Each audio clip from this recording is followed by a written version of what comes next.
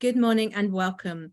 I'm Susan Murray, Director of the David Hume Institute. And for those of you joining us for the first time, we're an independent charity established in 1985 to increase diversity of thought on issues related to the economy and public policy in Scotland.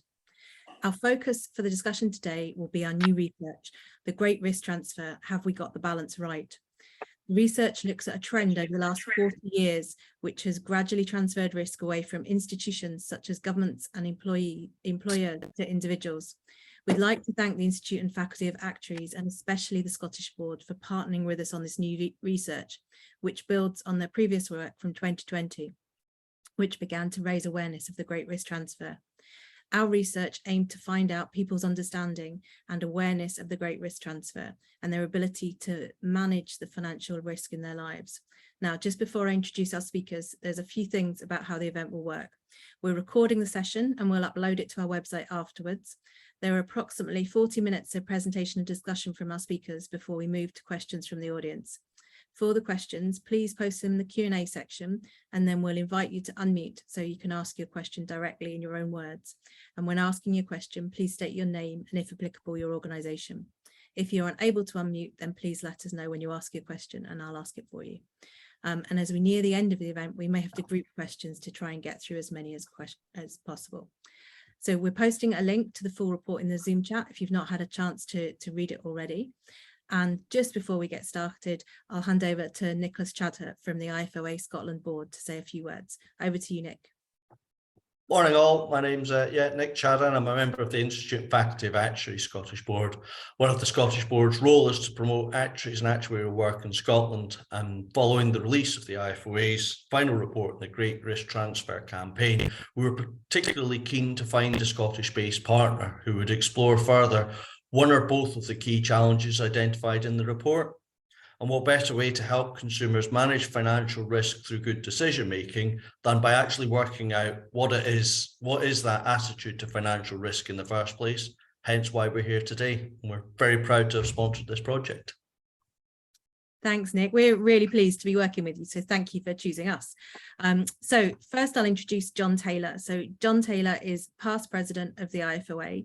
He's an external member of the Bank of England's Prudential Regulation Committee. He's also chairperson of the Scottish Financial Risk Academy Group, which is a collaborative venture between industry and academia on a range of risk topics, including climate and cyber risk. He's particularly interested in technology and financial services and recently helped create a fintech product to deliver financial advice to consumers. He has championed the greater adoption of data science and artificial intelligence by the actuarial profession.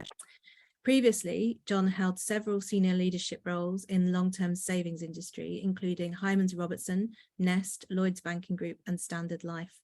John holds a bachelor's degree and a doctorate from the University of Glasgow, as well as a postgraduate diploma from the Heriot-Watt University. And joining John and Sheila is Mubin Haque. Mubin is Chief Executive of the independent funder Aberdeen Financial Fairness Trust, previously known as the Standard Life Foundation. He brings with him over 20 years' experience of working on issues relating to living standards. Previously, Mubin worked at the Trust for London, where over the past decade, he developed a range of initiatives, including establishing a living wage foundation. As Director of Policy and Grants, he also develops the Trust research and policy work. Mubin worked for a number of independent funders and has been on the boards of the Community Foundation Network, the London Strategic Migration Partnership, and the Homelessness Transition Fund. Currently, he's also a trustee of Gamble Aware. Gosh, a lot of complicated titles there, Mubin. So thank you for throwing all those at me. I feel like I'm doing a bit of a tongue twister this morning. So now, before our guests have a chance to comment on the research, I'll hand over to Sheila Young from the David Hume Institute, who is the lead researcher, and she'll give us an overview of the findings. Now, while Sheila just clicks onto her slides, the rest of the speakers, well, if we turn our cameras off, then it just means that the delegates get to see more slides. So over to you, Sheila. Hello, everybody. Thank you so much for coming on to this webinar. First of all, I want to say this was fascinating research to do, and I wouldn't have been able to do it to this standard without the help of my colleague, Tom Ockenden, who's behind the scenes today. So thanks very much for all of that work you put in, Tom. So obviously, what we're talking about here is what Nick introduced, what the Institute and Faculty of Actuaries described as the transfer of risk from employers, the state and other institutions, which they went on to say is a significant challenge but little understood. Their proposition that this burden of risk over time has shifted from institutions to individuals was the one that we took and worked with. They attributed this shift to a number of causes, and here are the ones that they identified: increased longevity, advances in technology, low interest rate, changes in financial regulation. What we wanted to do is find out, with their support, what people who are non-professionals, non-experts, understand to be the main long-term risks to their financial well-being. We wanted to know whether people perceived, or how they perceived, the impact of the great risk transfer in their own lives. We set out to answer the question, and it's true to say that possibly we'd have got some different answers if we'd been doing the field work right now. Certainly the current financial difficulties were brewing, but it's really important to say that people did find it, even though this research took place earlier this year, quite difficult to focus on the long term because they were already facing quite immediate short-term problems. But I think there's very strong connections we uncovered between what we heard and the current difficulties. In particular, I think the way the ideologies of choice and individual responsibility have shaped people's common sense understanding of the proper balance of risk, and how key political choices, such as the drive to increase home ownership and efforts to shrink the state, played a part in increasing the burden of risk on people in ways that actually we found they don't readily perceive. So we likened this in our report to the old fable about blindfolded people are only given one part of the elephant to feel. In our research, we found that the transfer of risk was for most people literally the invisible elephant in the room, and the risks themselves were only partially understood. The slide you can see now, on the left, the Institute and faculty in its original work focused in no particular order on the areas of risk listed on the left-hand side of the slide. But in our research, when asked open questions unprompted, we heard different priorities. The hierarchy we discovered in terms of front of mind concerns is represented on the right. The risk of being trapped in poor quality, high cost rented housing and the associated loss of ability to build equity in property was a really hot topic. And this emerged in conversations with younger people who felt priced out of buying homes and older people who observed this as a risk for others. Very few people went on to discuss any risks relating to home ownership. And I dare say the impact of interest rates on mortgagees would be emerging if we were asking the same questions now. Interestingly, only one participant clearly referenced the benefit system as a risk to homeowners by pointing out that whereas individual tenants who rely on welfare benefits due to poor health or loss of a job or whatever will have equivalent safety net for homeowners. And even this relatively expert advisor hadn't appreciated how this risk had grown due to a transfer of risk over time. Some of you will know that prior to 1995, mortgagees falling on hard times could get mortgage interest payment support through the benefit system. But over time, that support has been withdrawn and reduced. Now there's something called support for mortgage interest. It's a repayable loan available only to a very limited number of qualifying claimants. Clearly, that's an increased risk, but it's not one that emerged in our research from non-professionals. And interestingly too, you'll see work down at the bottom of the list there, or close to the bottom. It wasn't a top concern for people. Concern about precarious work, usually framed as the gig economy, was expressed, but usually in relation to what people had heard or other people they'd heard about. It wasn't about themselves. And other risks in relation to work didn't come up as unprompted concerns. So for example, people who changed jobs recently didn't, for example, reference their relative lack of insecurity, for example, protection against dismissal under employment law, which doesn't kick in when you're first in a job. Even though they were talking about pressing financial concerns that they had right now. So it was really interesting how much risk is sort of buried and hidden. And when it comes to the insurance market, people had concerns about the affordability of insurance, but they really displayed no insight whatsoever into shifts in the insurance market and changes which might have increased the risk of them being underinsured, uninsured, or unable to afford insurance. This quote from one of the older participants, I think, was really revealing about a generational gap. There was a sense from older people that things had changed and that what had changed was this sense that we were all in it together and that mutual support was the way forward. And this was aligned very much with how many older people described themselves as lucky or part of the lucky generation. Actually, even though those who described the shifts as political used the term lucky, and they wanted that luck to apply to younger people. There was a very heartwarming sense that there was not a generational divide in the sense of caring for other people. People who were all right didn't necessarily think others should just think or swim. There was a real strong sense from older people that they wanted optimism about the likelihood of that. And if you want to look at peak pessimism in the way that people talked about things, talk to a younger person and particularly talk about pensions. This quote, I think, says a lot. This sense in which people are going to have to work for a very long time and not even be sure that they can have an income in retirement emerged very, very strongly. It wasn't, we didn't have to prompt to find this pessimism.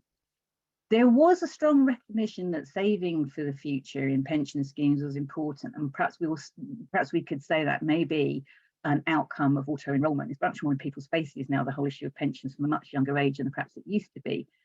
But there was a strong degree of skepticism that they actually would ever yield the returns for these people to be able to retire. And meanwhile, any insight into how risks in relation to pensions might have grown over time came mainly from older people, many of whom had benefited from membership of final salary pension schemes. And of course, the really big difference here is that in defined contribution schemes, if they underperform, as mine certainly has been doing in the last couple of weeks, I have to put more money in or make some decisions. If I haven't got the money, I can't do anything about it. In a final salary pension scheme, for those of you not lucky enough to understand them and belong to one, the employer has to make up any shortfall because there's a guaranteed income that has been agreed. So something has to be done, and it's not the work that you as a member has to do. So the risk post final salary pension schemes that we heard about last week are nothing like the risks that are posed to individuals when they have to sort out their future. And this really, really matters because we found that across all age groups, only 45% of people are aware of the need to make choices about how they invest and when they access their pensions. So of course, we're talking about a situation now where your management of your pension fund, if you choose not to take an annuity and you choose to take that option of drawdown where you take some income out of the pension but keep the investment live, that's a lifelong piece of work, and people were really not clear about that. And there's a class difference. The awareness of choices available to manage and access pensions broke down in this way across class lines. Now, we didn't go into the reasons for this, but it's something to be concerned about. And of course, it varied across ages. You wouldn't expect people perhaps to be as aware of it at a younger age, but this is a big gap, particularly when you think by the age of 34, if you're not on some sort of pension saving kind of sensible course, you are going to find it difficult to save up anything like enough. So these age differences really do matter. And this starts to highlight some risks that we haven't mentioned. The interesting thing is that this really surprised us, this figure. We didn't expect so many people to think it was government's entire responsibility to ensure that everybody had a decent standard of living in retirement. We don't really know what's driving that. We'd be interested to know whether as many people would have said that some time ago and whether that's a shift in and of itself. But the sense in which people feel that there's a risk building up for the future was clearly there, and they clearly thought that government should be addressing that. We did other research this summer following the Great Risk Transfer research, which showed just how much stress people are under in terms of their current finances. And those risks are something that we haven't surfaced in our report very clearly because this research followed on from the Great Risk Transfer research. But we do think that if people are under stress about their finances, and that pessimism people talked about the future is clearly not a good place to be, there's a risk to the public purse. We don't want to create a new generation of poor pensioners. Pensioner poverty is obviously not a good thing. There's a risk to productivity. People who are worried and stressed are not going to be as productive at work. Happy people just aren't. And I think, importantly, there's a risk of an increasing democratic deficit. People who aren't aware of the degree to which their exposure of risk has increased over time are possibly more easily persuaded that there's actual balance. there's some sort of natural phenomenon about placing the risk on individuals rather than on other institutions. But actually, it's a structural outcome of specific political choices. And whatever you think about that, I think it's really important that people are aware of it.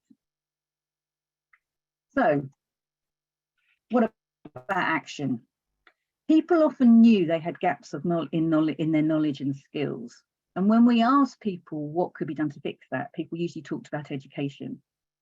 The desire to see age and stage appropriate education was very strong right across age groups. Unfortunately, out there in the real world, there's not a lot of evidence that this approach works. And so we need to ask, to what extent do we expect everyone to become expert financial risk managers? Is that a realistic goal? Trust also emerged really, really strongly. 36% of people said they don't know whose financial advice or guidance they can trust. Only 30 to 34% trusted government sources, and a much smaller number entirely trusted government sources to provide good quality information. Only 21% trusted financial services providers, and a very small number trusted them entirely to provide advice. And when questioned about that, people talked about not wanting to get advice from people who are likely to sell them products, the sense that there's a conflict of interest there. Most people relied on friends for advice and information. Some recognise that can be risky in itself. I think there's also something that's really, really important for anyone who's thinking about how to create a more well-informed group of people. 34% of people said the cost of financial advice or guidance prevented them from seeking it out. But we also found that over half of people avoid talking about their personal finances with others because it makes them feel uncomfortable. Fear and embarrassment about financial well-being, of being judged for making the wrong decisions and choices, or not having enough money to put things right, are also barriers.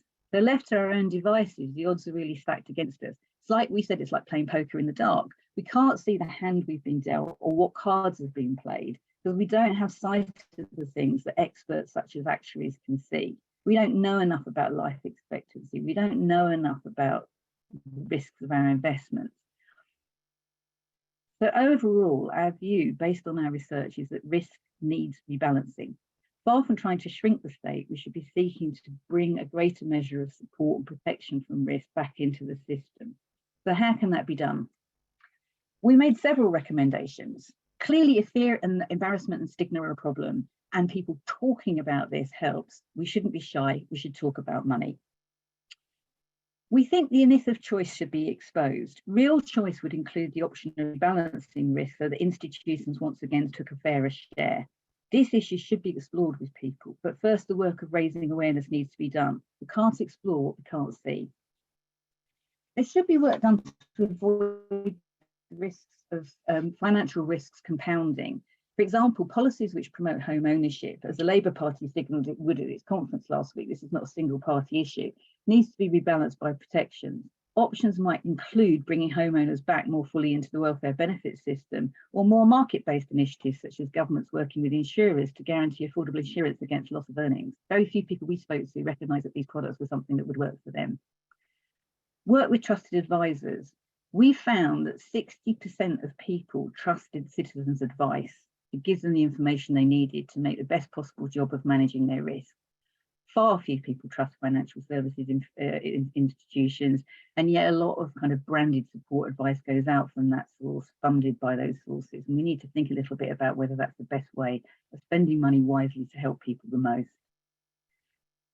We would fully back a universally accessible pensions dashboard, a single one-stop shop where people can keep track of their investments over time, all those bits of employers' pensions you've amassed over your life. Arguably, we really would say we need to reduce complexity, work along with the grain of trust. Don't let pensions dashboards become a sales tool put out by individual organisations, which people end up not trusting. Improve access to affordable basic insurance. We found people were avoiding basic protections such as contents insurance because of costs. There's an equalities issue here, as those who are least able to afford insurance are also obviously least able to cover the cost of any uninsured losses. And that ends up ultimately usually being some sort of burden on the public purse. People who've lost everything end up getting supported in some way, but not a very good way. Tackle the shortage of secure and affordable housing speaks for itself. It was front of mind for people as a risk in life. and rebalance the risk through fair work, responsible business policies. For example, we mention in the report collective defined contribution pension schemes. They're an innovative tool. There's not many of them around, only recently discovered and implemented. They're likely to improve the return to employees, arguably, without overburdening employers. More employers could act on this now. The question is, are they? And if not, why not? Because although this work is not all about pensions, that was clearly one of the risks that came up very strongly for people, how they were going to afford to live beyond work.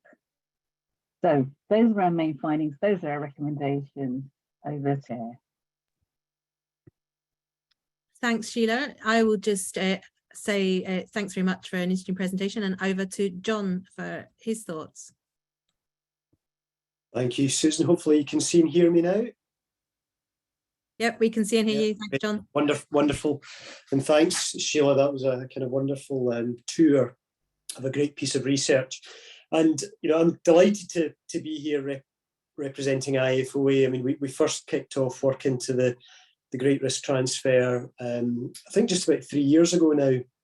And it's really resonated, you know, very broadly. You know, even those who have been involved in the industry for a number of years haven't really taken the opportunity to step back and recognise this, you know, gradual but profound shift of risk from institutions to individuals. And, you know, it's been great to see how strongly it's resonated, and that, you know, institutions, including the David Hume Institute, have kind of picked up the baton and run with it, and really, you know, contributed to the next phase of the work. So very grateful to the David Hume Institute. Now, I talk about this shift being pretty pervasive, and I think, as Sheila describes, it's not just in pensions, but pensions is definitely the kind of classic example of defined benefit to defined contribution, where, you know, individuals are now bearing investment risk, but they're also bearing a lot more longevity risk than they had in the past, because the old defined benefit pension scheme would give you a guaranteed income for life no matter how long you lived. But now it's more common for people to take their pension pot and make withdrawals each year. And the risk there is that they, you know, don't know how long they'll live. It might be 5 years, it might be 35 years. That's quite a wide range of outcomes. So it's very hard to judge what's a sustainable level of income is. And as a result, some people take too much and run out of money. Others take out too little and inflict unnecessary hardship on themselves throughout retirement. So that's a kind of key aspect of risk that now rests increasingly on individuals. As I say, it's not just pensions. As Sheila mentioned, there's the element of employment. You know, generations ago, people were used to long-term secure employment, perhaps with a single employer, but now the gig economy is much more prevalent.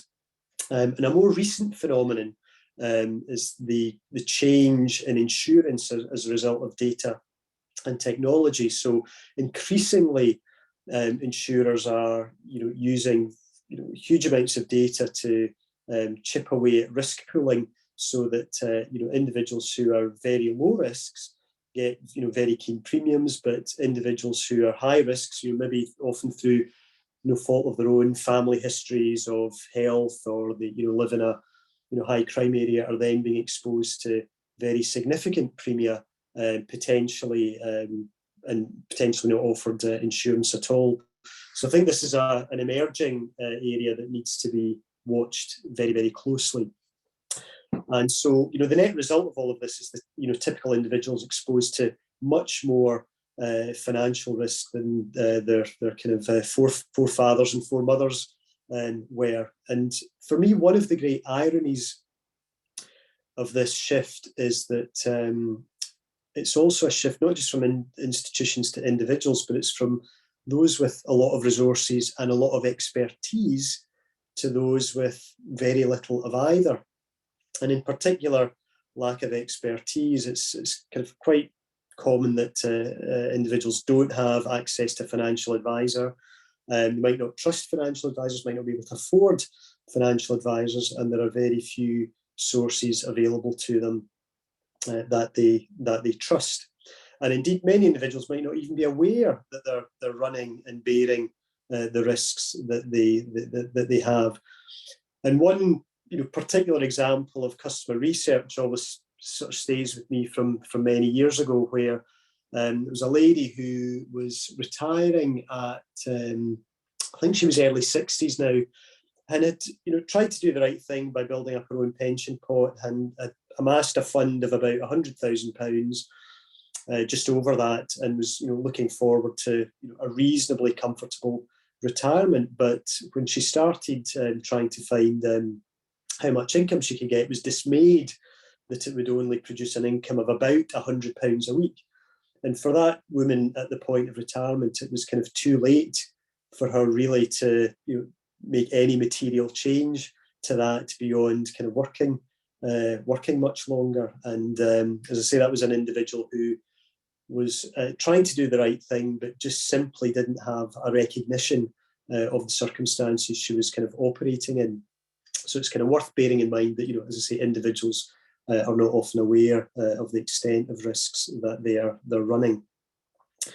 And I think it's that consumer perspective that's really been kind of brought to life in the David Hume report today, all the many kind of barriers, cultural barriers that people face when trying to wrestle with their financial planning. So the risk of embarrassment, maybe admitting ignorance or admitting that their financial circumstances are not as good as they would like to be, the potential for victim blaming, the fear of consequences, that perhaps their benefits might be cut if they're too open with their finances.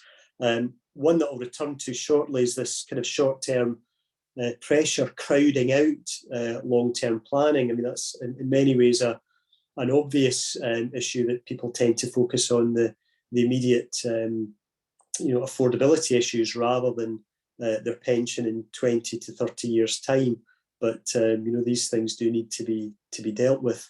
And of course, as Sheila also pointed out, the lack of a trusted advice. And I often think of this as people are looking for partners who, A, they can trust, and B, offer expertise. Those two things have to be there. And often the risk of relying on friends and family is, yes, the trust is there, but the expertise isn't always there.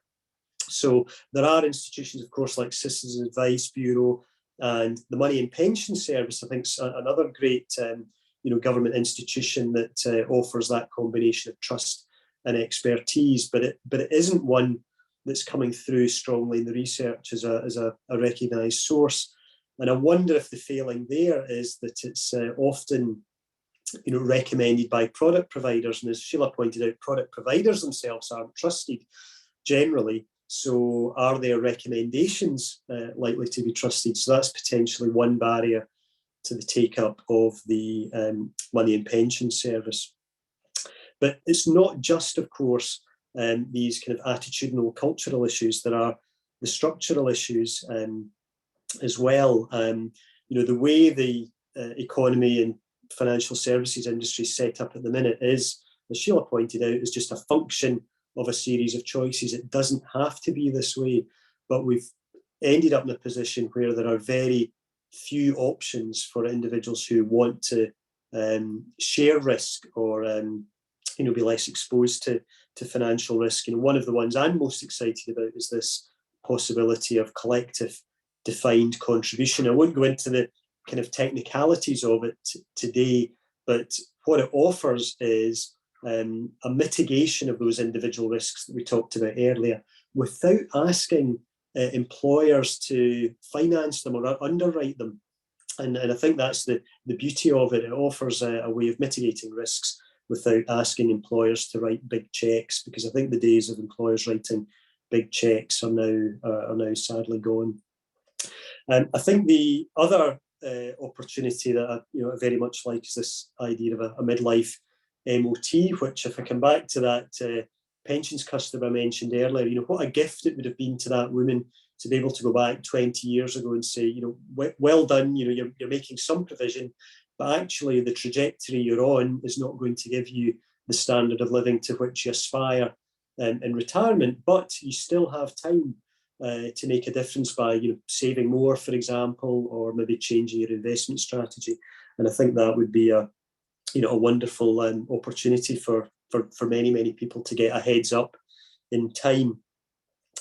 Now, I do think, though, that we need to be very cognizant of these short-term pressures around cost of living. This is likely to be an issue around for the next few years. And so I think, if anything, that means placing a greater emphasis on those recommendations that don't require much engagement or input from individuals themselves. And I'm particularly a fan of the kind of auto-enrolment type approach that government used to support pension reforms, where without any active choice or active thinking, individuals were kind of placed into pension schemes that were going to build up savings over a period of years. And I think that type of initiative is a great one for getting the right sort of outcome without asking too much of individuals to understand pensions or indeed to take active advice. So I think those recommendations that ask less of individuals but are perhaps more structural and use behavioural economics techniques are the ones that are likely to shift the dial the greatest. But I think what excites me most about this sort of debate is we're now recognising that the architecture we've got in place is a choice. And many of you out there might be envisaging that we can make better choices, different choices that can make for a better long-term financial outcome for many consumers. And I'm looking forward to hearing the opinions this morning. Thank you. Thanks, John. Lots and lots of food for thought there. So I'm now going to hand over to Mubin for even more reflections and more food for thought, if I know Mubin. Over to you. Great, thanks for that. And so just a little bit about the Aberdeen Financial Fairness Trust. For those of you who don't know us, we're fairly new. We're called Standard Life Foundation before, and we focus on improving living standards and tackling financial problems. So this work fits completely with what we're trying to do. And back in 2018, when I started at the Trust, one of the things which was central to our strategy was this issue of risks. I feel as if we came here before the Institute did. And one of the things we said in our strategy was people have become increasingly responsible for their own finances and their own social protection, a shift from state and employer to individual responsibility. So this concept has been out there, but I think the report rightly acknowledges that it isn't widely understood or acknowledged by most people, by the public or those working in the field. So I was going to concentrate a bit on pensions. I know we've done that quite a lot already, but there were several overall points I wanted to make before I went into that. The first relates to the causes of this trend, and in the report which Sheila highlighted, they talk about life expectancy, technological changes, changes in financial regulation, and political choices. I'd say actually the overall driver or the key driver is actually costs. And this is about how the state and employers and other institutions have actually tried to minimize their costs and have passed that on to the individual. So even though we had this move from, say, defined benefit schemes, which are final salary, career average schemes, towards DC schemes, which are defined contribution, the amount that employers actually usually paying into that scheme is a lot less than what they were paying in those final salary schemes. And also the risk to employer of not having to guarantee. This was the big problem for employers. The second overall point I want to make is that this trend isn't all one way. So it's not the case that risks are continuously being passed to the individual. And I wanted to touch on the field of work in relation to that. So if we look at the minimum wage, for example, that's actually reduced some of the risk for those at the very bottom by creating a wage floor. And that's been hugely important for those at the bottom, somewhat undermined by the growth of insecure work, clearly, but the minimum wage definitely helps in terms of reducing risk. And then during the pandemic, we saw the government step in and provide furlough and self-employment grants. And that was, again, trying to reduce the risk for individuals, reduce the risk for employers too, and the government saying we need to do something critical in this area. The third point I wanted to make was around this sort of mirage of choice. Choice is not really giving you hundreds of products from which you try and make a selection. I mean, that's just really bad choice. And the time and resource needed to go for all of this, and it's particularly a key issue within pensions, but also within choosing an energy provider or all sorts of other services via an offer. And for many people, there's a fear of making the wrong choice. So this actually prevents people from making any choice at all. So they just end up with whatever the default is. Sometimes those defaults can be really good, sometimes they can be awful. So making financial decisions has become complex and hugely confusing. So as I said, nowhere is this more stark than in relation to pensions.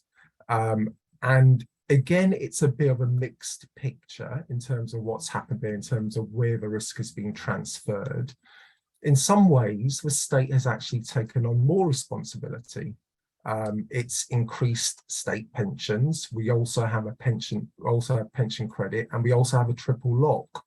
So it's reduced some of its risk by increasing the state pension age, but taken on more risk itself. Small employers have also taken on generally more risk. They were not the ones who were offering usually any pension previously. Some clearly were, so I'm talking generalities here. But now many are providing a pension via auto-enrolment. The people who have really reduced their risk are larger employers who have, as I was mentioning earlier, and others have too, have moved from final salary career average schemes and moved to defined contribution. And that really loads the risk on the individual. There's risks in relation to investment returns, the impact of inflation, how long you're going to live, as John mentioned, will the pension pot actually last?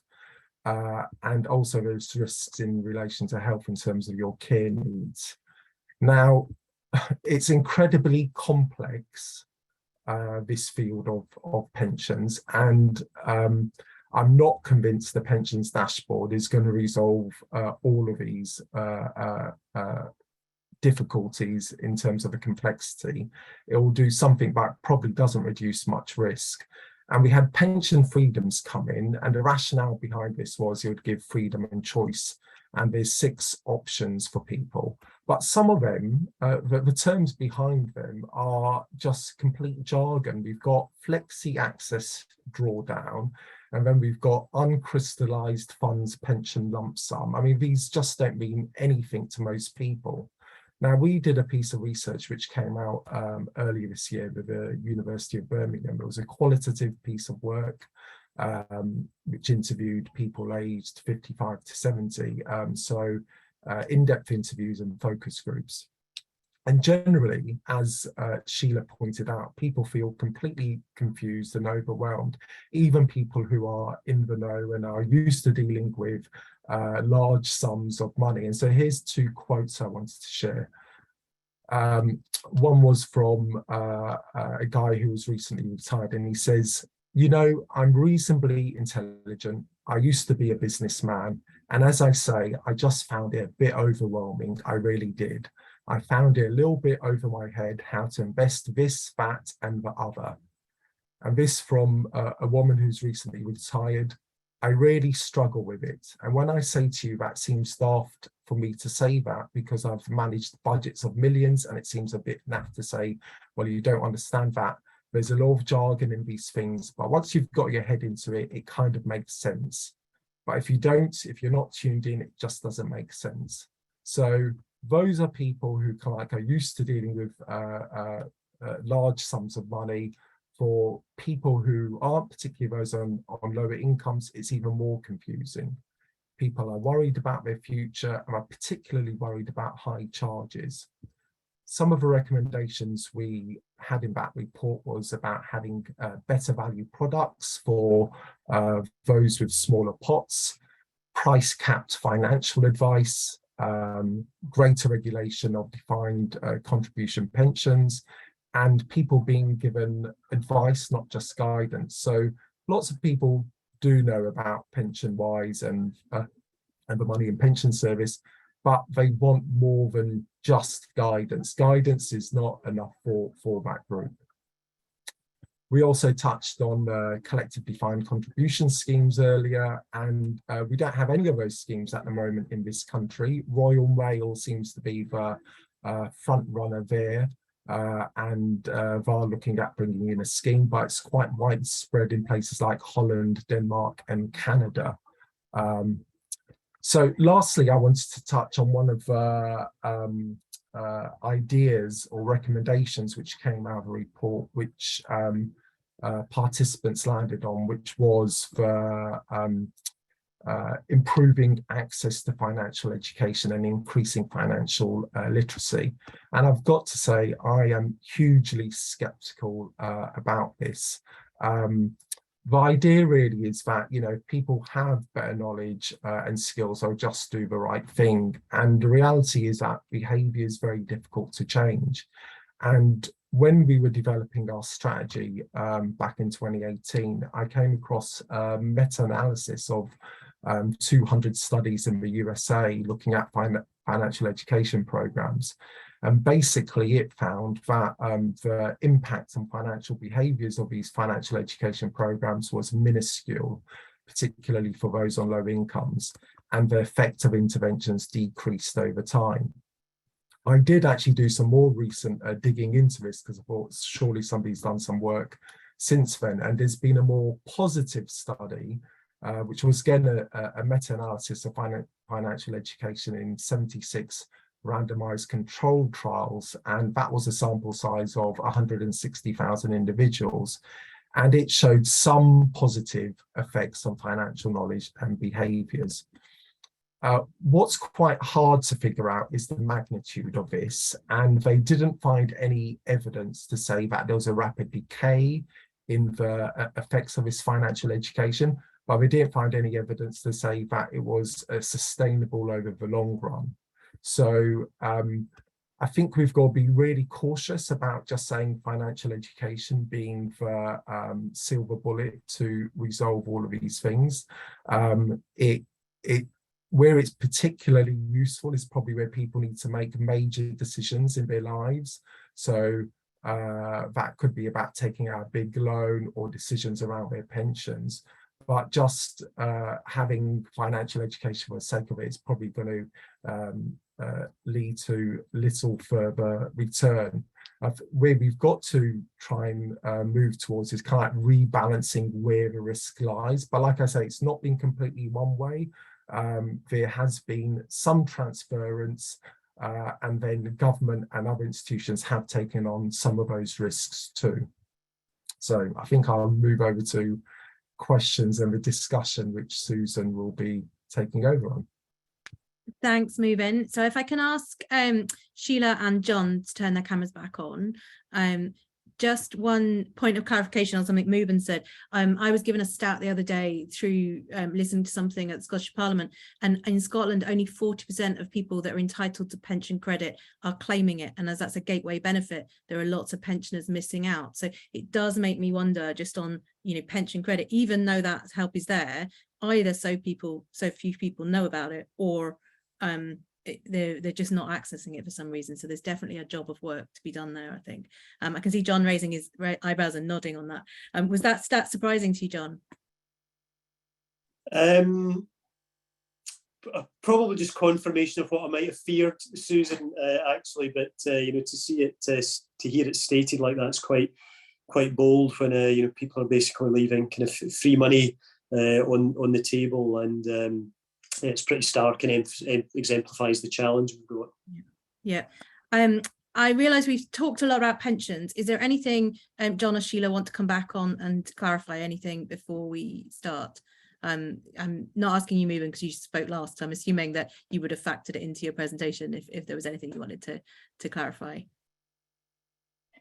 Not from me. I think you know, in insurance, I think Mubin's point about the traveller way is a really interesting point. It's just important to say that in our research, we weren't asking them about how they perceived risk, so we were not hearing about those positive things generally. Thanks. And nothing to add from you, John? Well, yeah, just a couple of quick things, Susan. Yeah, we'd absolutely recognise that it's not an entirely a one-way trend, and as Mubin says, there's been some significant interventions only in the last fortnight. The mortgage, the energy price guarantee, of course, is a very significant way of taking risk off the table for consumers. And I absolutely support this kind of scepticism on financial education. I mean, it's definitely a good thing, but it's very much a kind of long-term effort, and it'll take a long time to shift the dial. Whereas, as I kind of mentioned when I was talking, interventions like auto-enrollment relying on inertia are far more impactful than financial education. Somewhat unfortunately, I would love to have a vision of people kind of engaged and understanding of the risks, but I think there are more effective ways of getting there sooner. Thanks. Oh, Sheila. Yeah, I just wanted actually to say something about that. I suspect, though we can't prove this, that 52% who said that government should be entirely responsible, I really wondered when we got that figure in what people would have said before the things that Mubin mentioned, like furlough and the self-employed grant. Before government made such a huge intervention to support people, would so many people have thought that it was possible for government to do that? So it's a very interesting question about whether attitudes have changed. But the fact that people think that doesn't mean they've got a deeper understanding of how it would happen. And it's really important to say that we didn't ask people to explore how this would happen. We asked people to say what they thought should happen and how they thought in their lives they were affected. Can I just come in on that? Because I think my take on it was that people felt that, or my interpretation would be that people do think that they are responsible, but that the government has a responsibility in terms of providing a safety net if they fall short. And that is actually, probably in line with other sorts of social attitude surveys. So rather than they should do nothing and government has to step in for everyone. Mm-hmm. Okay, we've got questions coming in thick and fast. Maddie Kirkman, are you able to unmute and ask a question? Oh, no, she said she can't unmute. Sorry, I just got to the end of your question there, Maddie. Right, so I will paraphrase it for you. I hope that's okay. Did the research look at specific experiences of disabled people, many of whom have always carried the financial burdens of social care, underemployment and accessibility adaptations? Mortgages and workplace pensions are out of reach for many disabled people who struggle to have their basic needs met. And Maddie's from Inclusion Scotland. Sheila, are you able to take that? Yeah, so we attempted to make sure in our one-to-one interviews, these were semi-structured interviews, and we attempted to create quite a diverse group of people. So we had group discussions and one-to-one interviews, and there were people with disabilities, some younger people with actually a relative number with long-term health conditions, and some older people who might not self-described as disabled but talked about some of the constraints of aging. Interestingly enough, which really surprised us, that was not something that people talked about as a risk. Questions about that to elicit people's views. We were not setting out to do research deliberately looking at the experience of people with disabilities, disabled people. So I can't answer that question and say we know exactly what disabled people think.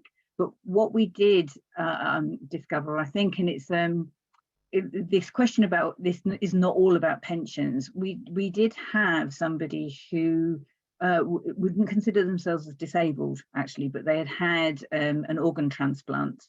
And they were very clear about the risk to them of being priced out of the insurance market. And that was everything from common or garden things like being able to go on holiday abroad because you couldn't afford travel insurance, to their aspiration to be a homeowner. and the risk they felt of not being able to achieve that in a safe way when you've got a family because they couldn't afford insurance.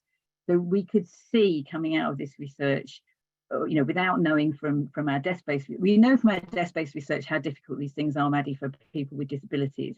But in our actual live research we conducted ourselves, we did hear some of the echoes of what you're saying. And I think it's an area where just like disabled people have been talking about the energy costs being more of a burden on them if people are at home all day or have got a disabled child that needs to be kept particularly warm.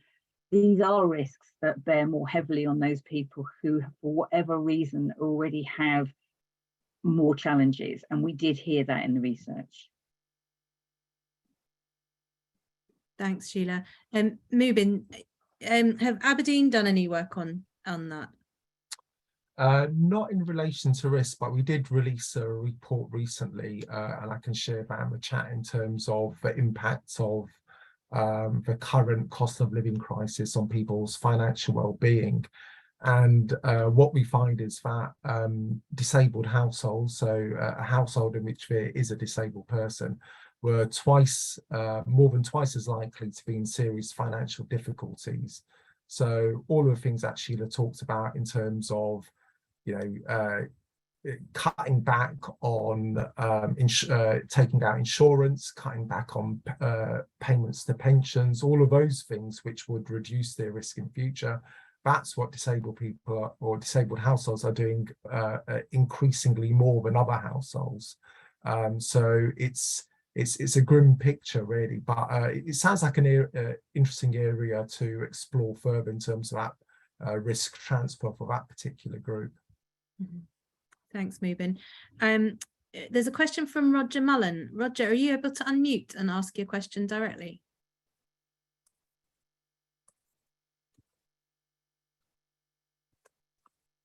Just give Roger a second to see if we can get him in person. Hi. Hey, hi, Roger. Can you hear me? Yes. I can hear you. Thanks very much, everybody. I was just wanting to know how in the research risk was disaggregated. Basically, at a very simple level, we know that most people think of risk as a combination of the chances of a bad outcome or a poor outcome, but also a judgment about how that outcome is. And listening to some of the chat on this, what I think is enormously helpful webinar, I have to say, but sometimes people have talked about risk in slightly different ways. So I'd like to know if there was any disaggregation of risk in the research. Right, so Roger, the really interesting thing is that in the survey work that we did with over 1,000 people in Scotland, no, we didn't do that in a way that you would recognise, because we were just asking people direct questions and not able to explore what lay beneath their answers. In the one-to-one interviews and the group work, in a sense we did, because they were semi-structured interviews, and what we did is when people gave us an answer, we tried to probe into the underpinning reasons for that answer, so what people thought about that. What I would observe is that the chances of a poor outcome were both relatively poorly understood by people, even if it's an issue they raised, and actually also often people avoided thinking about it. So that comes back to that whole thing about fear and embarrassment and anxiety and stress. People were probably, although we tried to do that thing of try to get from people what they thought the risks were and how bad they thought they might be. Actually, that was very hard, because people often, they may have even sort of laugh it off and go, oh, I don't even dare think about that.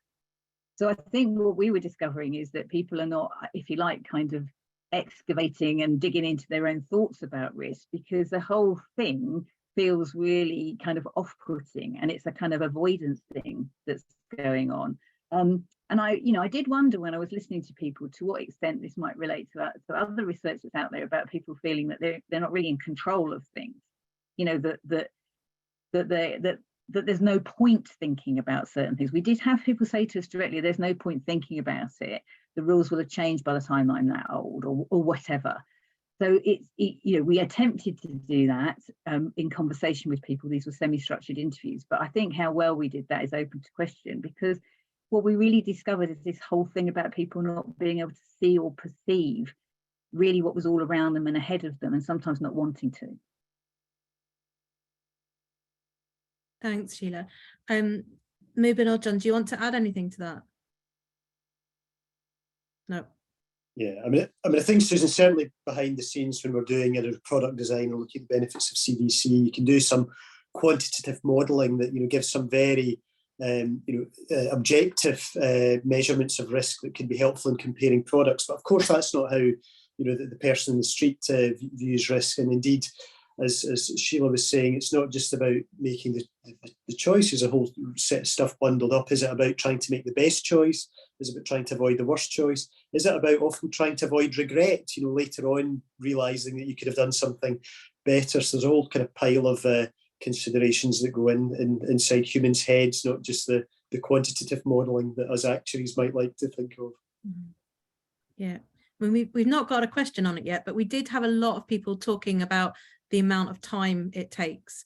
You know, so for the people that were able to think a bit further ahead, I think someone used a mobile phone analogy, didn't they, Sheila, where they sort of said, well, if I'm about to change my mobile phone contract, I'll spend, you know, probably a couple of half days, maybe even longer, researching all the different contracts before I, you know, and you think, and then they said, but I don't do that with my pension, you know, and it was really interesting, the different approaches that they felt they could understand one thing and do that, but not with another bit of their life, which is probably a lot more important. Well, not probably, it is a lot. I mean, Mubin referenced, I think it was Mubin that referenced the kind of choice in energy providers and all the choices we have to make. And I think the thing that we discovered really and looked in the desk, we saw what that really means is this cognitive load on people. That, you know, the more choices you have to make, particularly if you begin to conclude they might be slightly illusory choices because it's choosing the best of a bad deal, perhaps, you know, the more people feel stressed out by that and overloaded by that. And this notion that people have become overloaded and overburdened and are therefore perhaps moving into avoidance, I think is a really important one to think about. And I think that where people felt that either as I said a moment ago, either the future was not that they could determine, so in effect any choice might be the wrong choice, so that's a sort of defeatism. But there was also the sense in which you know, financial issues and long-term thinking about financial issues, people feel that they don't know enough. And we did hear a lot of calls for more and more readily accessible information, but as I said earlier, also there's huge barriers to accessing that. And I think there is a really important strand in this about people not wanting to know something that they feel they can't do much about. Can I just add? Oh, sorry, John, you go ahead. No, you beat me to it. Maybe on you go. I was just going to say that, you know, we do have, we've seen this growth really of, you know, consumer champions like Martin Lewis and Money Saving Expert. And the reality is that whilst they're very popular, a lot of people actually don't follow their advice because they do that for all sorts of reasons. And often these are justified reasons, because you might find out through Martin or you know, another comparable website, you know, who the cheapest energy provider is. But what people be worried about is it going to go through? Am I going to be charged twice by my existing provider? And when you're on a low income, that really does make a difference. And so there's a fear factor in there, because people have had all sorts of experiences where you know, like changing bank accounts or whatever, where things haven't gone through, they've not had their pay, and that makes a huge difference to them. And so when you look at those switching energy providers, actually it was a really small percentage of a country who ever did that. And the people who were changing were people changing all the time. So they're changing their supply every year. But I was the same sort of 15-20% doing it all the time, whereas everyone else got lumbered with a sort of same product, and wasn't getting any of the benefits of that. And so even though they were loyal customers, weren't reaping any of the rewards. And we have seen some movement by government on that in terms of loyalty penalties, which is trying to, which Citizens Advice have been, you know, pioneering and championing on. And we do need to see more of that as well. John? Yeah, it's funny. I was actually going to talk about the fear factor as well, and that the consequence of making a bad pension decision can be very significant indeed, maybe even more significant than making the wrong mobile phone provider or energy provider. Not to say that those are trivial, but pensions, it's well documented with high profile issues of scandals where people have lost their kind of life savings by going with some of the fraudulent schemes.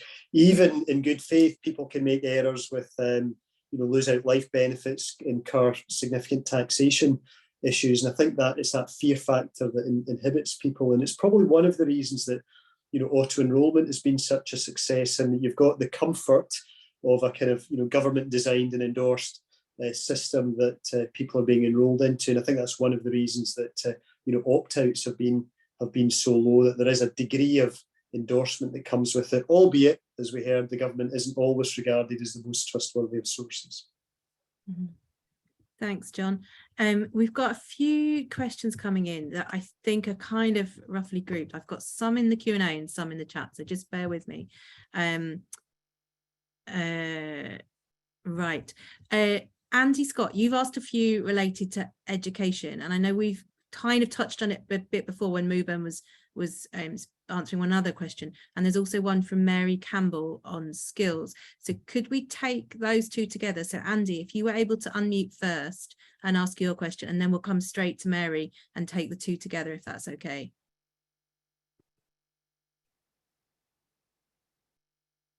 I'm hoping the technology works. Can you hear me? Fantastic. Yes, we can hear you, Andy. Thank you.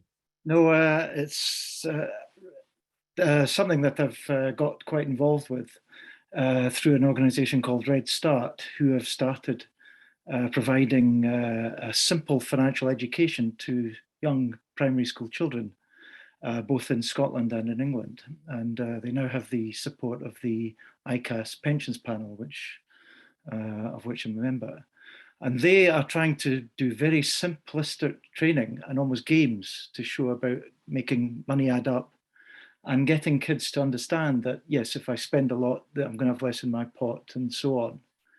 And what they feel is that the younger you get to children and the easier you make it to understand, then they've had some very successful results. And actually, children have engaged enthusiastically in this type of education. Now, longitudinal research, Sheila's asked me about it, but obviously this hasn't been going for any length of time, but they're very enthusiastic about it, they're very positive about it, and they're hoping that the sort of lead they're giving might be adopted in school curricula, starting at this young age. And what that means is that when people leave school, they understand what a mortgage is, they understand what a pension is, they understand sort of risks. I mean, it could be fairly basic, but that they go out understanding the difference between renting and lending and so on, borrowing.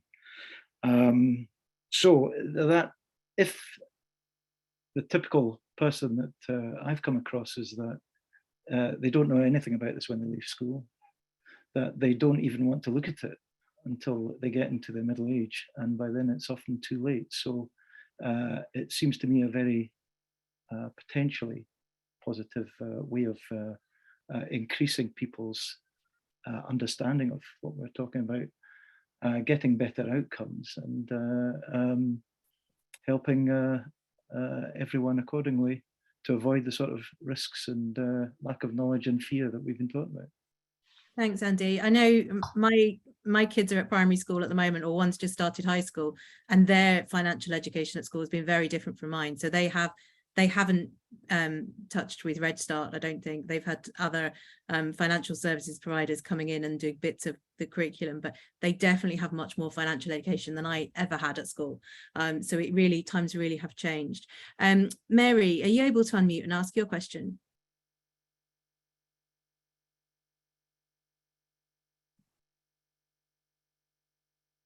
Just give Mary another second to see if we can get her live. No. Okay, Mary, I'll ask you a question for you. Thanks, Susan. Sorry, something just flashed up on my screen to say unmute. So thank you for that. I had been sending messages.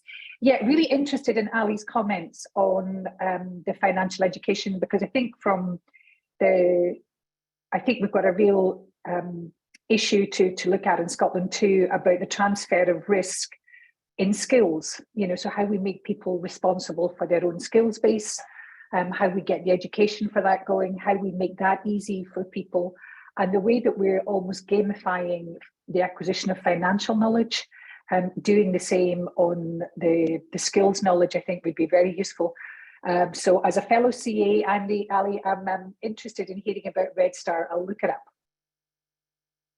Thanks, Mary. So I wondered, did the research, Susan, sorry for your question, I wondered, did the research touch on skills at all? Susan, Sheila, the transfer of risk and that? No, not yet. No, not yet, but I thought it was an important question to ask, Mary. How do the panel want to take Andy and Mary's questions? I think Mubin is probably more has something to say about financial education and the impacts. If that's not me dumping you in. No, do you want me to go ahead? I mean, I think the reality is it's how long does that education element last in terms of if people learn. So the evidence was actually quite agnostic in relation to primary school children, because we actually there hadn't been many tests in relation to that group. So there's one element which relates to kind of reducing stigma, and I think that really is important. And I think, is it Lloyds Bank have been doing a big campaign on reducing sort of stigma around finances, and people being able to talk about that. And I think that's really important, so that people can get the right advice, guidance, etc. But I suppose I'm kind of figuring out, and with evidence is kind of like, to what extent people use that information later on in life. And where the greatest evidence is that you give advice to people when they actually need it. So I'm not probably against kinds of general kind of financial education, but it's generally overblown as to how much it's going to resolve. So I had a nice dinner with a lot of very senior CEOs who run our banking institutions, and they see this as being the way in which we're going to resolve, sort of hardship and cost of living and all the rest of it. That just if only people knew about APRs and all the rest of it. And reality is that that's only a small part of what's needed to improve financial well-being. And there's a very interesting sort of theoretical piece which one of our trustees did, Elaine Kempson, on sort of how you improve financial well-being. And financial education is just a really tiny piece of that jigsaw. It's kind of a lot of the structural issues that we've talked about, and it's also kind of how you try and influence financial behaviours as well. But even then, that's a quite small section. The Nudge Unit has done lots of work around sort of trying to improve financial behaviours, and a good outcome for them is kind of getting a sort of 3 or 4 percentage point difference. That's not the scale that's needed, and that's why, as John said earlier, auto enrolment works, because it relies on one of the strongest behaviours, which is inertia. You do nothing. But trying to get people to do something, that's really, really difficult.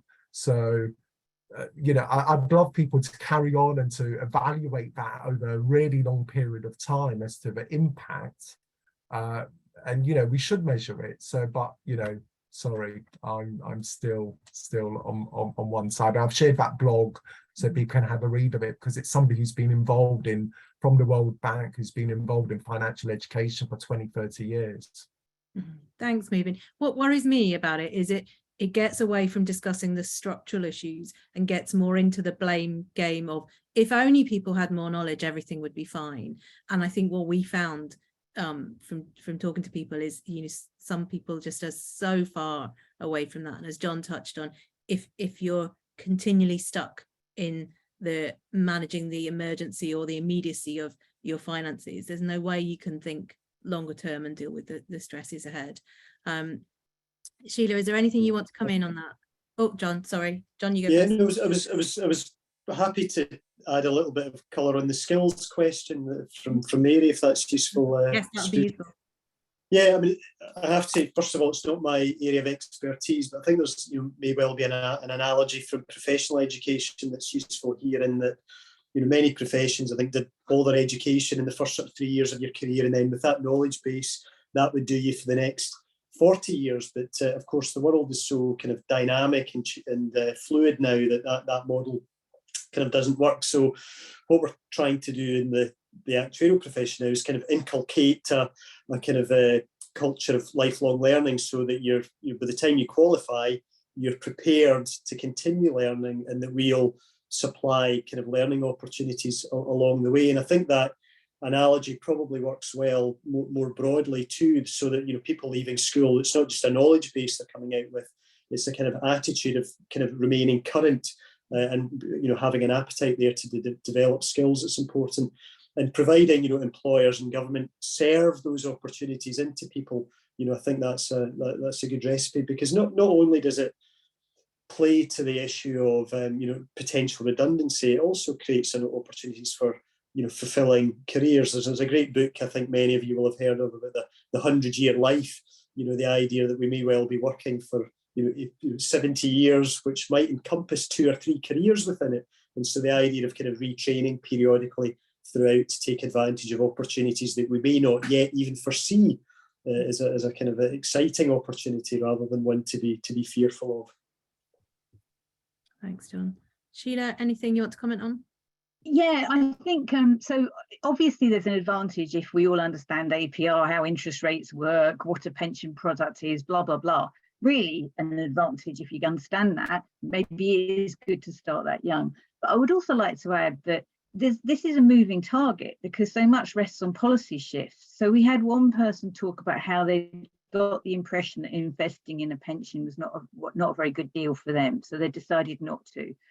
After that, I prompted that person to tell me what they understood about what might be the benefits of investing in a pension rather than putting your money in some other investment. They had no clue the government tax top up that comes when you make a contribution into a pension rather than into an ISA or something like that. And I suppose the point is that you can educate people in school all you like, but this is a moving target. Policy shifts over time. And in order to make the right decisions, you have to be able to be aware of what the impact of those decisions might be in the current policy environment, let alone trying to imagine what that might be in the future. So I would just say that, there's not a one-stop shop where you can educate young people and they'll understand for life what to do, because it's a moving target. Yeah, and can I just add, it's all about access to these products as well. A lot of people on lower incomes actually can't get the best deal from their bank. It's not that they're making stupid choices going to a payday lender or to a higher rate. In fact, a large number of people even can't get access to credit unions or CDFIs because they're basically a high risk, which those institutions acknowledge. So, they play a really important role, but some people are just too high a risk. And what we need there is what we talked about in terms of this risk transfer. We do need government stepping in. We did have something called the Social Fund in the rest of the country. Luckily, in Scotland, we do have a Scottish Welfare Fund, which is a place that people can go to. But, employers can play their part too by offering hardship loans as well. That would be really critical during this current cost of living crisis. Employers can do this quite easily. They already provide a season ticket loan, convert that so people can actually get a hardship loan to provide access to finances during this tricky period, which the employer can easily get back through payments via the wage bill. Thanks, Mubin. That's something really practical, which brings us on to Ewan Kelly's question. Ewan, if you're able to unmute and ask your questions, and I'll just tee up Sheila and John, it's to do with how do we make this happen, so that Ewan can hold us to account on how we make the findings work. Ewan, are you there? I am. Can you hear me? Yes, we can hear you. Thank you. Hi. Yeah, so I think Mubin went part of the way to addressing this. I think the question really is, you know, how do you make this stuff happen in practice? And I suppose that's not how do you make this stuff happen in practice, but more what are the mechanisms? Who else needs to hear this to actually do something practical about it? You know, the example of employers there is a good one because it can be done relatively easily. And I think that the sort of focus of my question really was around the difference between the fact that there's very short-term immediate needs in the country at the moment, but a number of these recommendations would take time. So particularly cultural things like removing embarrassment from people, or where there might be a need for product innovation, you know, to put out an affordable basic insurance product might need time to develop in the industry or something. So sort of what are the mechanisms, who needs to hear this, that type of thing. Thanks, Ewan. Who wants to take that first? John, do you want to go first? I don't think you've gone first for a while. You're muted, John. Sorry, is that better? Yeah. Yep, that's brilliant. Happy to go, Susan. Yeah, it's a great question from you. And I think, you know, one thing to highlight is, you know, this is a trend that goes back, you know, a generation or two.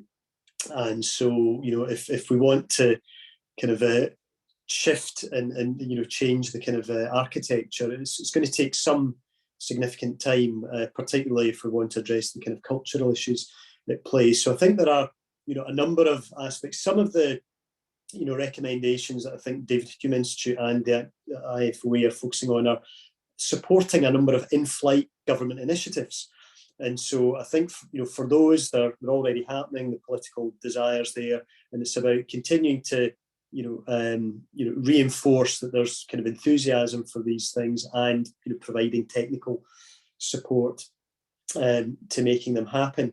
I think for others, though, it's a case of, you know, continuing to kind of beat the drum in here, and you know, establish that there is some will for significant change. And even the fact that this debate's happening, I think, is a step forward, because you know, back to one of Sheila's points at the beginning, you know, people often take the view that the way things are at the minute are the way things will remain, but they don't have to remain that way. And the fact that we're asking that question is a very good start, but it will take some time. And to your point around the cultural ones, you know, I don't think we've even really begun to tackle the challenges around, you know, embarrassment in dealing with financial issues, because as I mentioned earlier, there's probably a couple of aspects to it. One, confessing your ignorance, and one, confessing the powerless state of your financial affairs. But if I look at the work that's been done on, you know, mental health recently, you know, there's a huge stigma around that, you know, a decade or two ago, and yet it's, you know, much more common for people to be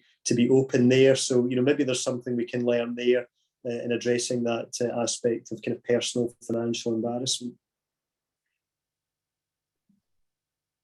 Thanks, John. Sheila or Mubin?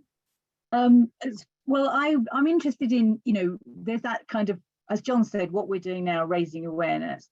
But if you look at you know, if you were to run a campaign around this, you need to look at all of the levers of change. That's not what David Hume Institute does. We don't run campaigns, but we do try to raise awareness and stimulate debate.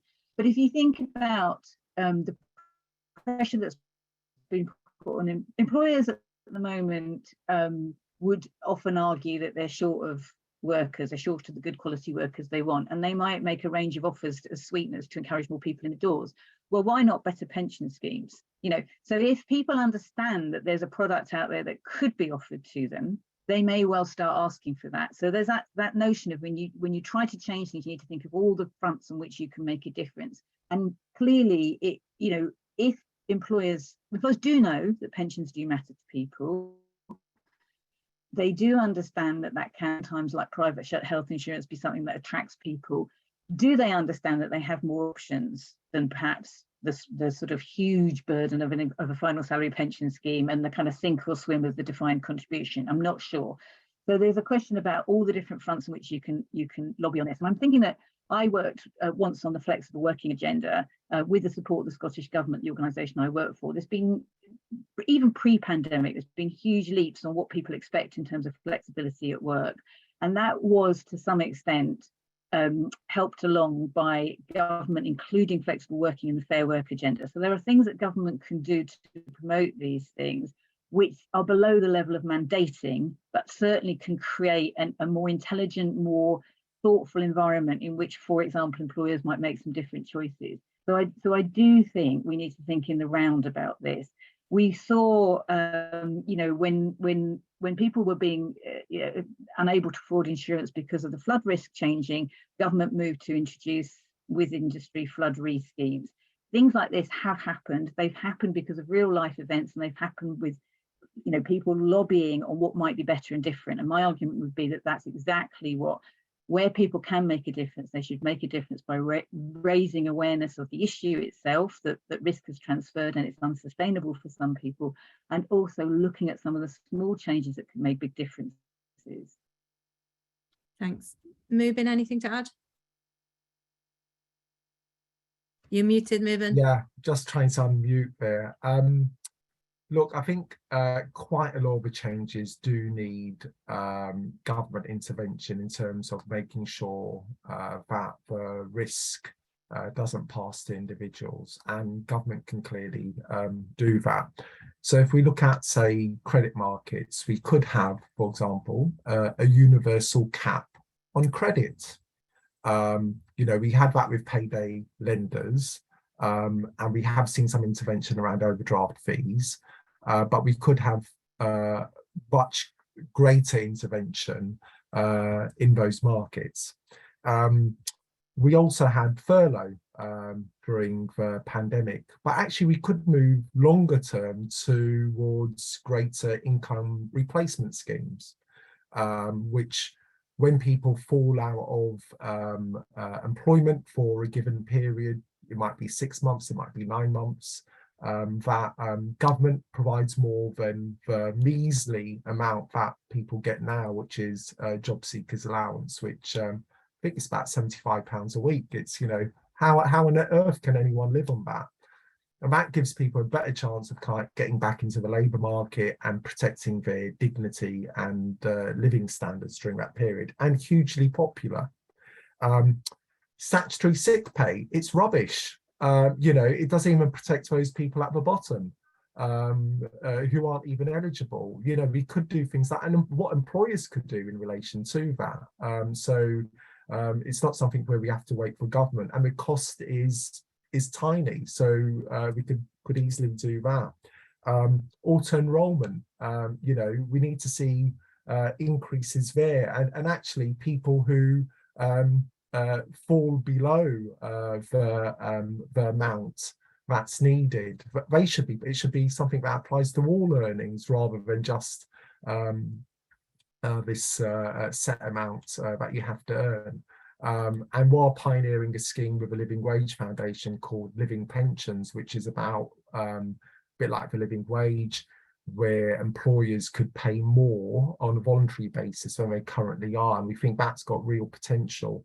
And Nest is doing something interesting around sidecar savings, where people actually save via their auto enrollment product some money towards when they need savings. We found out last week through our survey that 1/3 of Scots have no savings. I mean, that is just a crazy amount. So when everyone has a time, usually at least once a year, where they need emergency savings. It's might be your car broken down, a boiler, a death in the family, all sorts of things. And that's where employers, as I said earlier, but government and other institutions could really help people, and it avoids them getting further into debt. So there's loads of ideas that we could do in terms of sharing this risk. And it's just really practically getting on with some of these. Thanks, Mubin. There's one more question I want to squeeze in from Susan Deakin. Susan, if you're able to unmute and ask your question, I think it's a good one that we'll manage to get in before we finish. Hi, can you hear me? Yes, we can hear you, Susan. Thank you. Yeah, well, I've just raised the question about, it's about young people in particular, because I worry, a fascinating discussion, by the way, I've really enjoyed it, but I worry that we conduct these discussions kind of through a middle-aged lens and a kind of 20th century viewpoint, rather than maybe seeing it through the eyes of the next generation. You know, our generation, my generation, certainly, we're not all the same age, you know, we're lucky to live through a period of relative stability. And And I'm really wondering what other insights there are into young people's perspectives. There was that one quote about, you know, I'm going to have to work until I'm 70. And I know both from looking at hard-edged research, but also my anecdotal evidence as the parent of 2 early 20-somethings, you know, the view of the future is entirely different and really quite pessimistic.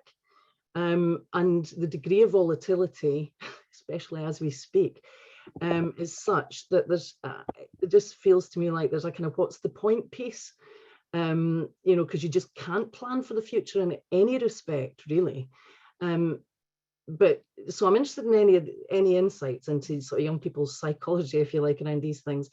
But I also, I suppose, my practical point is about how we do both view this debate, but also consider policy interventions that take account of that. And I suppose all of it points towards more elements of compulsion or you know, reference comments about auto enrollment, for example, having been, you know, a very impactful intervention, but also bearing in mind the number of people now that are working in the gig economy and all that kind of stuff, then, you know, I just think we maybe need to shift the dial a bit in terms of how we really think about some of these things for the future. But I think the research is fascinating. So thank you. I think there's a question in there somewhere. So I'm aware that we've got, as you put it, Susan, a kind of middle-aged panel. Hope the panel's not. But the other researcher that isn't on camera, and he said he's happy to speak but not turn his camera on, is a slightly different age bracket, if that's okay to say, Tom. Tom, do you want to answer Susan's question about how hopeful or optimistic you feel at the moment, or your friends, or, you know, the generation just out of university? Yeah, so I think it's a really good question. And the original IFOA report didn't include housing, but we put it in partly because it came up a lot in the research. And that was especially for young people, I felt, with young people more likely to be in private rented accommodation. And in Scotland, there are some protections. So you've got different tenancy agreements. And we've just seen the eviction ban and also rent freeze. And those policies, they can be criticised for different reasons, but there's a willingness there to add some security into people's housing arrangements. And it's hard to build a foundation and a level of security in your life if your housing situation doesn't reflect that, I think. And so many people of the younger generation are renting, and that's a hard way to live in terms of the security and also the cost, because renting is so expensive and it's going up.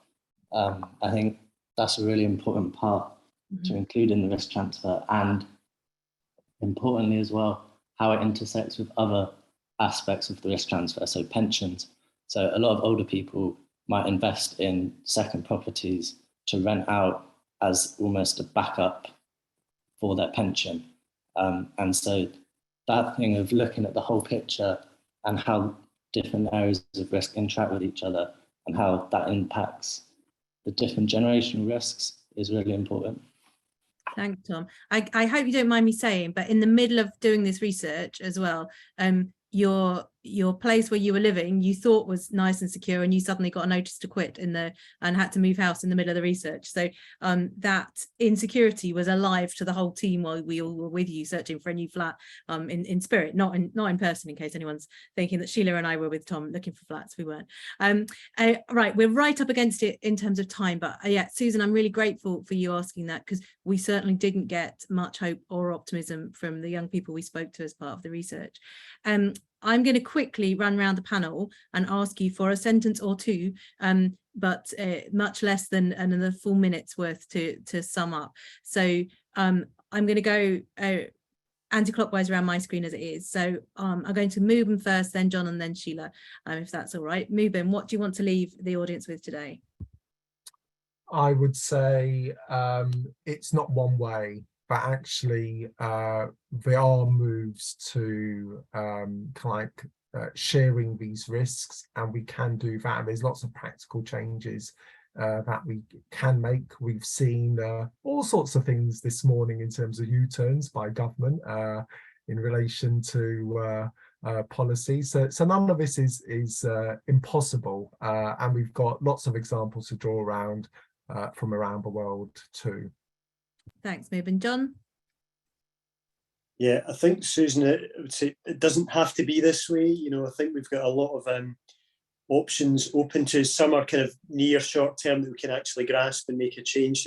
Others are much more difficult. The young person's perspective we heard a moment ago. I think the fundamental issue there is about lack of property supply and building and so on, which is kind of very much outside the scope. But you know, we're raising the awareness of the issue. It doesn't need to be this way, and we can start making changes on the immediate ones, you know, now, and then start to, you know, build a consensus and a momentum around the other ones as time goes on. Thanks, John. And Sheila?